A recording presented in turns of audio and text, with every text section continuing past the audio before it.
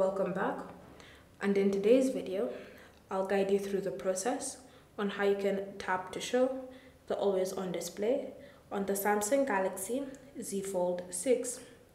So the first step is to open settings, and in settings you want to scroll and select the option lock screen and AOD. From here, tap on always on display, then ensure that this is turned on. Once it's enabled, select when to show, then choose the option tap to show. Once that option has been selected, you can now go back to your lock screen, and what you want to do is ensure that the screen is turned off completely, like that. Once the screen is off like that, to bring up the always on display, all it needs is a single tap on the screen and the always on display will appear.